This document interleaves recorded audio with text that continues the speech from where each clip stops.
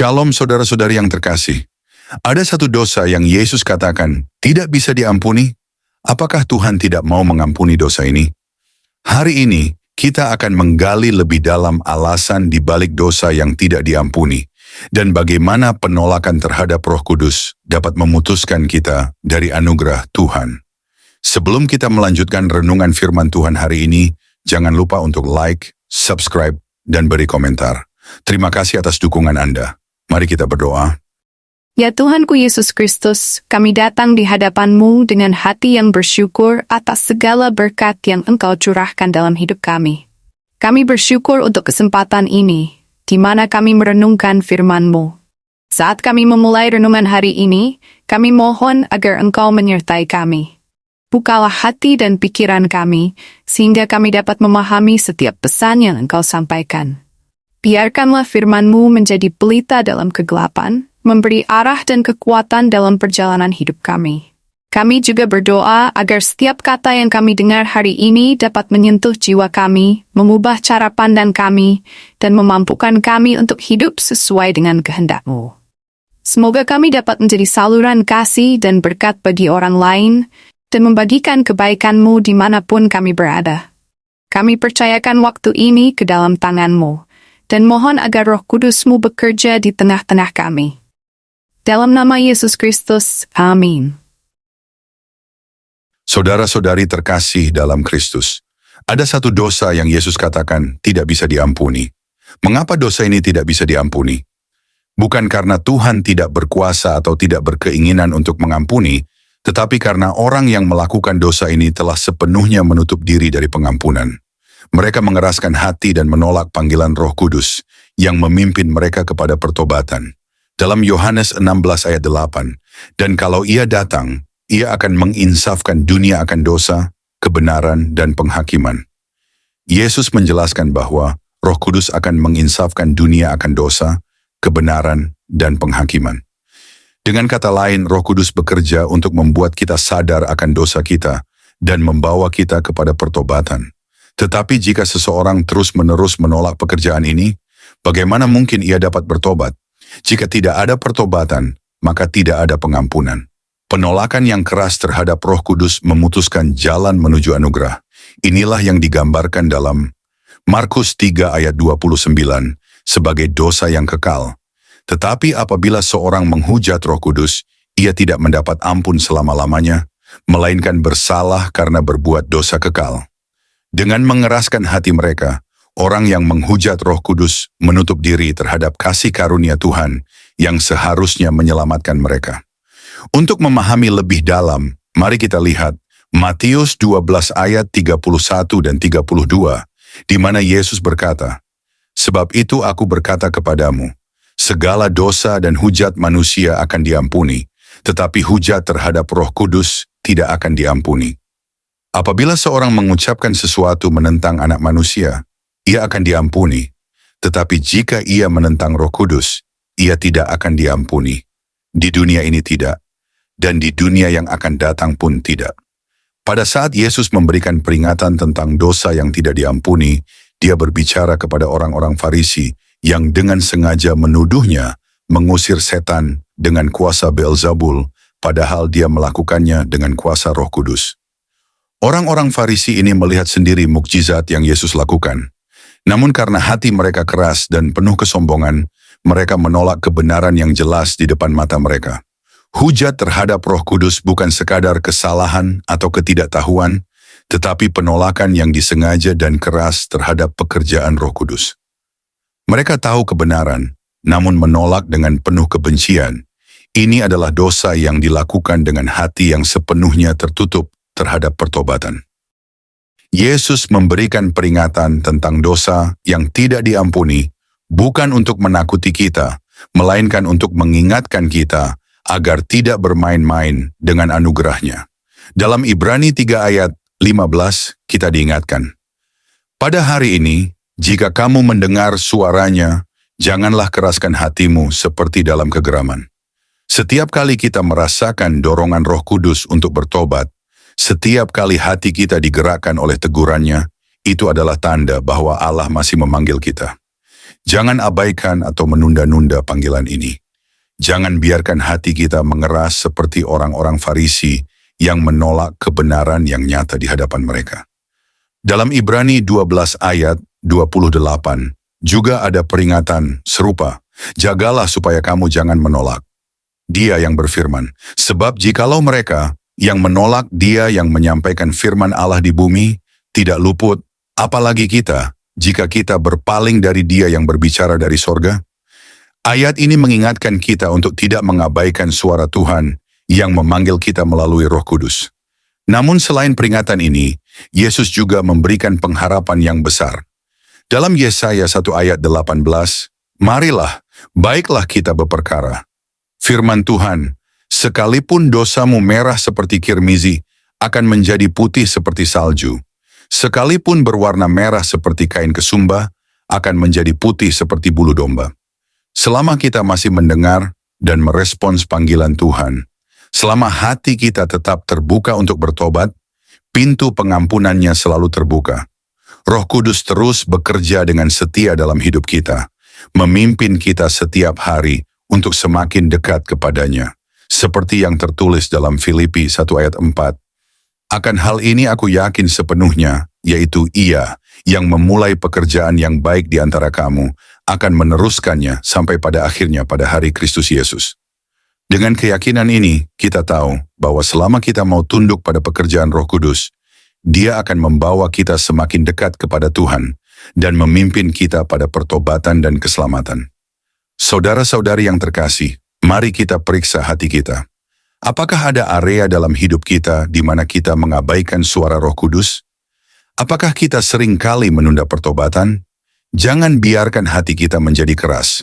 Sebaliknya, biarkan Roh Kudus memimpin kita dalam setiap langkah kehidupan, membawa kita lebih dekat kepada Tuhan. Marilah kita berdoa agar hati kita selalu peka terhadap suaranya, dan agar kita selalu merespon panggilan kasih-Nya dengan penuh kerendahan hati.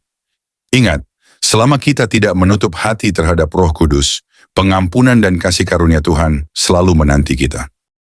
Sebagai penutup, saudara-saudari yang terkasih, marilah kita merenungkan kembali semua yang telah kita bahas hari ini, dengan hati yang terbuka dan penuh kerendahan. Peringatan Yesus tentang dosa yang tidak diampuni bukanlah sesuatu yang disampaikan dengan maksud menakut-nakuti kita, melainkan sebagai bentuk kasih-Nya yang mendalam. Peringatan ini mengingatkan kita akan pentingnya memiliki hati yang peka terhadap pekerjaan Roh Kudus dan tidak mengabaikan atau menolak panggilan-Nya. Kasih Tuhan begitu besar, namun Ia tidak memaksakan anugerah-Nya. Ia memanggil, mengetuk pintu hati kita, dan menunggu kita untuk merespons dengan penuh kesadaran dan kerendahan hati.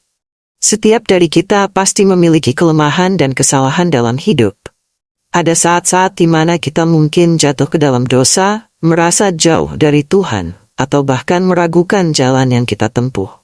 Namun, inilah keindahan kasih karunia Tuhan. Dia selalu memberikan kita kesempatan untuk bertobat dan memperbarui hidup kita. Tidak peduli seberapa dalam kita telah terjatuh, selama kita masih memiliki hati yang terbuka untuk mengakui dosa kita dan bersedia kembali kepadanya, pintu pengampunannya tidak pernah tertutup. Ketika kita merenungkan hal ini, penting untuk menyadari bahwa pertobatan bukanlah suatu tindakan yang hanya dilakukan sekali, tetapi suatu proses yang terus-menerus dalam hidup kita. Setiap hari adalah kesempatan baru untuk memperbaiki diri, untuk mendekatkan diri lebih dalam kepada Tuhan, dan untuk berjalan lebih erat dalam kasih-Nya. Pertobatan adalah tentang mengubah arah hidup kita, meninggalkan kebiasaan lama yang menjauhkan kita dari Tuhan, dan berkomitmen untuk hidup sesuai dengan kehendak-Nya. Kita semua tahu bahwa hidup di dunia ini tidaklah mudah. Setiap hari kita dihadapkan pada berbagai cobaan, tantangan, dan godaan yang dapat menguji iman kita. Ada kalanya kita merasa lelah, merasa sulit untuk terus setia, atau bahkan merasa tergoda untuk menyerah. Namun, inilah saat di mana kita harus mengingat bahwa Tuhan tidak pernah meninggalkan kita. Ia senantiasa ada, memberikan kita kekuatan melalui Roh Kudus, menuntun kita pada jalan kebenaran, dan memberi kita penghiburan di saat-saat sulit. Sebagai pengikut Kristus, kita dipanggil untuk hidup dalam kasih dan ketaatan. Kita dipanggil untuk mencerminkan kasih Kristus dalam setiap aspek kehidupan kita. Dalam hubungan kita dengan orang lain, cara kita berbicara, dalam cara kita bertindak, dan bahkan dalam kita berpikir. Oleh karena itu, janganlah kita membiarkan rasa bersalah atau penyesalan menghalangi kita untuk mendekat kepada Tuhan. Sebaliknya, biarlah rasa bersalah itu menjadi dorongan bagi kita untuk bertobat dan memperbaiki hidup kita. Tuhan menunggu kita dengan sabar, seperti seorang ayah yang menunggu anak yang hilang untuk kembali. Jangan biarkan kesempatan ini berlalu. Mari kita gunakan momen ini untuk sungguh-sungguh merenungkan di mana kita berada dalam perjalanan iman kita, dan membuat komitmen baru untuk hidup sesuai dengan kehendak Tuhan. Terakhir, marilah kita saling mendukung dalam perjalanan iman ini. Kita tidak berjalan sendiri, tetapi sebagai satu tubuh Kristus, kita dipanggil untuk saling menguatkan, saling mendoakan, dan saling menolong. Dalam komunitas ini, kita dapat menemukan kekuatan, dukungan, dan dorongan untuk terus setia, meskipun perjalanan hidup kadang terasa berat. Semoga Tuhan senantiasa memberkati kita semua dengan hati yang lembut, penuh kerendahan, dan peka terhadap panggilannya. Kiranya Roh Kudus terus bekerja dalam hati kita, memimpin setiap langkah yang kita ambil, dan menuntun kita kepada kehidupan yang penuh damai sejahtera, pengampunan, dan kasih. Semoga kita selalu hidup dalam anugerah-Nya yang melimpah dan menjadi terang bagi dunia di sekitar kita. Mari kita doa. Bapa Surgawi yang penuh kasih, kami bersyukur atas firman-Mu yang telah Engkau sampaikan kepada kami hari ini. Terima kasih Tuhan, karena melalui firman ini, Engkau mengingatkan kami akan pentingnya memiliki hati yang terbuka dan peka terhadap suara Roh Kudus. Engkau telah memperingatkan kami dengan penuh kasih agar tidak mengeraskan hati, tetapi senantiasa hidup dalam pertobatan dan anugerah-Mu yang besar. Tuhan, kami mohon pengampunan atas segala dosa dan kesalahan yang telah kami lakukan, baik yang kami sadari maupun yang tidak kami sadari. Kami mengakui bahwa kami sering kali lalai dan menunda-nunda untuk mendengar panggilan-Mu. Ampunilah kami ya Tuhan, dan berikan kami kekuatan untuk berbalik kepada-Mu dengan sepenuh hati. Kiranya Roh Kudus terus bekerja di dalam hidup kami, menuntun kami kepada kebenaran dan hidup yang sesuai dengan kehendak-Mu. Tuhan, kami juga memohon agar Engkau menjauhkan kami dari segala godaan dan kesombongan yang bisa mengeraskan hati kami. Biarlah setiap teguran yang Engkau berikan menjadi kesempatan bagi kami untuk bertobat dan memperbaiki diri. Jadikanlah kami pribadi yang rendah hati, siap untuk belajar dan selalu berserah penuh kepada-Mu. Bapa, kami menyerahkan seluruh hidup kami ke dalam tangan-Mu. Kiranya kasih dan damai sejahtera-Mu senantiasa memenuhi hati dan pikiran kami. Pimpinlah kami setiap hari, agar kami dapat hidup sebagai saksi kasih Kristus di tengah dunia ini. Terima kasih Tuhan atas penyertaan-Mu dan kasih-Mu yang tak pernah berakhir.